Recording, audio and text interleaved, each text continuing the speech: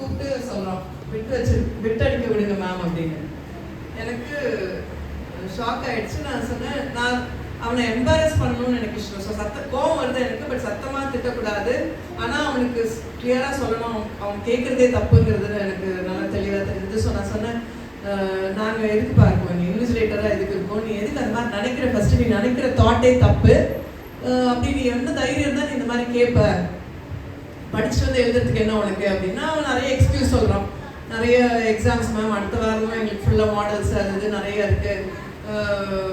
70% நான் எனக்கு இன்டர்னல்ஸ் கம்மியாக வச்சுருக்கான். ஸோ அவனுக்கு நிறைய ப்ரெஷர். அந்த ப்ரெஷரில் தான் படிக்காமல் இந்த மாதிரி பிட்டை ஒன்று எடுத்துகிட்டு வந்துட்டு இப்போ எப்படி ஒரு ஷாக்கிங்காக இருக்குல்ல கேட்கறதுக்கே, பிட்டு அடிக்க விடுங்கன்னு கேட்குறான். பிட்டு அடிக்காமல் எழுதுகிற ஒரு காலம் இருந்தது. அதுக்கப்புறம் கொஞ்சம் கொஞ்சமாக எடுத்துகிட்டு வர ஆரம்பிச்சாங்க. மேனேஜ்மெண்ட்டு எப்படின்னா இப்போ வந்து பசங்களுக்காக பண்ண ஆரம்பிச்சிட்டாங்க. பிட்டு அடித்தாலும் எடுத்துகிட்டு திரும்ப இன்னொரு பேப்பர் கொடுத்து திரும்ப எழுத வைக்கிறது.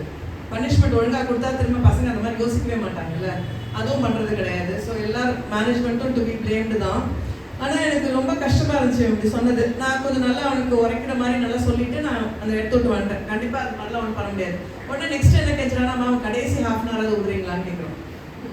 நான் சொல்கிறது உனக்கு புரியலையா, நீ கேட்குறதே ரொம்ப தப்பு, ஏன் இப்படி யோசிக்கிற, உனக்கு என்ன தெரியுதோ எழுதிட்டு நீ கிளம்புன்னு சொல்லிட்டு நான் வந்துட்டேன். நெக்ஸ்ட்டு கொஞ்ச நேரம் கழிச்சு ரெஸ்ட் ரூம் போகணும் மேம் அப்படின்னு நான் சொன்னேன். விட்டு வச்சிருக்கேன் நீ சொல்லிட்ட, நான் கண்டிப்பாக ரெஸ்ட் ரூம் விட மாட்டேன், அங்கே போய் பார்த்துட்டு வரதுக்கு வந்து எழுதுறதுக்கு நான் கண்டிப்பாக விட மாட்டேன் அப்படின்னு. மேம் நான் விட்டு இருக்குன்னு நான் சொல்லவே இல்லையே அப்படின்னா. திரும்ப ஒரு மரம் விட்டுட்டு எங்கேயும் விட முடியாதுன்னு சொல்லிட்டு போனேன். அப்புறம் ஃப்ளோர் இன்சார்ஜ் ஒருத்தர் இருப்பார், அவர்கிட்ட கேட்கணும் மேம். அவர் கூட சில தடவை போனால் விடுவாங்க பசங்களை. ஸோ அவரை கேட்கணும். சரி அவர்கிட்ட வேணாம் கேட்டுக்கோன்னு சொல்லிட்டு அவர்கிட்ட விஷயத்த நான் சொல்லிட்டேன். இந்த மாதிரி அவன் விட்டு அடிக்க விடுறீங்களான்னு கேட்டான் சார், இப்போ வந்து ரெஸ்ட் ரூம் போகணுன்றான்னு சொல்லிட்டு. அவர் வந்து விட்டு என்ன பண்ணாருன்னு தெரியல, விட்டு பிடிச்சி எடுத்துட்டாரு. எடுத்து எனக்கு அந்த செகண்ட் வந்து ஒரு சைடில் வந்து நம்ம பசங்களுக்கு நமக்கு ரைட் எது தப்பு எதுன்னு கிளியராக தெரிஞ்சாலும், இப்போ நான் அந்த அவன் வந்து பிட்டை யூஸ் பண்ணல, ஆனால் பிட்டு வச்சிருக்கான், தப்பு தான் டெஃபினட்டாக. ஆனால் ஒரு செகண்ட் எனக்கு ஒரு ஸ்லைட்டாக ஒரு செகண்ட் தாட் வருது, அவன் தான் பிட்டை யூஸ் பண்ணலையே அப்படின்னு. ஆனாலும் அதை நான் ஓவர் கம் பண்ணி அப்படி நான் யோசிச்சது கூட தப்பு தான். பட் எனக்கு அவனை பார்க்கும்போது நமக்கு ஒரு பாவமாக இருக்குல்ல, ஏன்னா அதை வந்து கண்டிப்பாக அஃபெக்ட் பண்ணும் அப்படிங்கிற ஒரு தாட்டு, ப்ளஸ் அவன் விட்டு தான் யூஸ் பண்ணலையேன்னு ஒரு தாட்டு.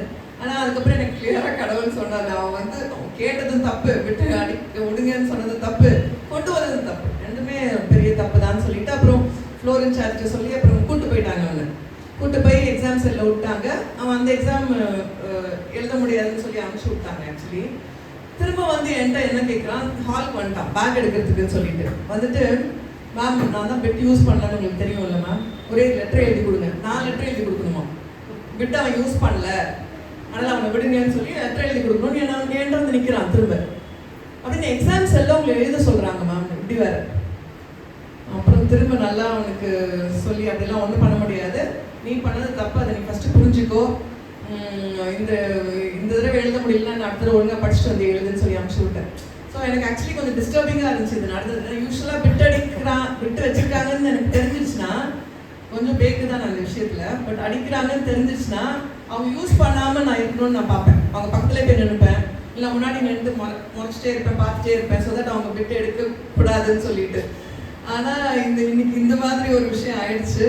ஆனால் எனக்கு கரெக்டாக எனக்கு கடவுள் வந்து கைட் பண்ணி கரெக்டாக எப்படி நான் பண்ணேன். ஏன்னா கூட இருக்க ஸ்டாஃப் சின்ன பொண்ணு, அவள் சொல்கிறான், ரொம்ப சில தடவை மாட்டுச்சுன்னா நான் வாங்கி கிழிச்சு போட்டுருவேன் மேம், சில தடவை வந்து அரியர் எக்ஸாம் தானே பார்த்து நான் பார்க்காத மாதிரி இருப்பேங்கிற அளவுக்கு சொல்கிறான் என்கிட்ட. எனக்கு அதை கேட்கும்போது எனக்கு நமக்கும் வந்து கொஞ்சம் டெம்ட் ஆகுதுல்ல, சரி பசங்க பாவம் வந்து யூஸ் பண்ணலையேன்னு ஒரு தாட் எனக்கு வந்துச்சு. பட் இருந்தாலும் பட் நம்ம பேசிக்காக நான் ஏன் இதை நான் சொல்கிறேன்னா, பிள்ளைங்களோட தாட் எப்படி இருக்குங்கிறதுக்காக தான் நான் சொல்கிறேன். இந்த ஜென்ரேஷன் அவங்களுக்கு எல்லாமே ஈஸியாக இருக்கணும், ஈஸியாக வந்துடணும், எதுக்குமே ஹார்ட் ஒர்க் பண்ணக்கூடாது. கிளாஸில் பார்த்தீங்கன்னா யாருமே கவனிக்கிற இன்ட்ரெஸ்ட் கூட யாருக்குமே இருக்காது. அந்த ஆட்டிடியூடே நான் சொல்கிறேன், இன்டிஃபரண்ட் ஆட்டிடியூட். கவனிக்கிறங்கிற தாட்டும் இருக்கு இல்லை, ஆனால் கடைசியில் மார்க் வாங்கிடணும், இம்பார்ட்டன்ட் கொஸ்டின்ஸ் கொடுங்க, பாஸ் ஆகிடணும், நான் எப்படியாவது பாஸ் ஆகிடணும், அப்படி தான் இருக்குது அந்த மென்டாலிட்டி. ஸோ நான் முக்கியமாக எதுக்கு இதை சொல்கிறேன்னா, எனக்குமே ஒரு பேர்டன் இருக்குது பிள்ளைங்களுக்காக. ஸோ அந்த நம்மளோட ஜெபம் எவ்வளோ இம்பார்ட்டன்ட் சொல்கிறேன் இப்போ இருக்க ஜென்ரேஷனுக்கு. ரொம்ப அப்படியே நான் ஒவ்வொரு இயர்ஸ் நான் 25 வருஷம் மேலே ஆயிடுச்சு சத்தியபாமாவில் ஒர்க் பண்ணி. கஷ்டமாக இருக்குது. நான் கண் கூட நான் பார்த்துட்டு இருக்கேன். ஸோ இந்த ஜென்ரேஷனுக்கு நம்ம முக்கியமாக ரொம்ப ப்ரே பண்ணணுங்கிறதுக்காக சொன்னேன். கடவுள் எனக்கு கரெக்டாக கைட் பண்ணதுக்காகவும் நான் சொல்கிறேன். நான் கொஞ்சம் கூட இதாகாமல் சரியாக கைட் பண்ணியிருக்காரு. ஆனால் அந்த ஸ்டூடெண்ட்காகவும் நீங்கள் ப்ரே பண்ணிக்கோங்க, அவன் புரிஞ்சு அவனும் இதாகணும்னு சொல்லிட்டு.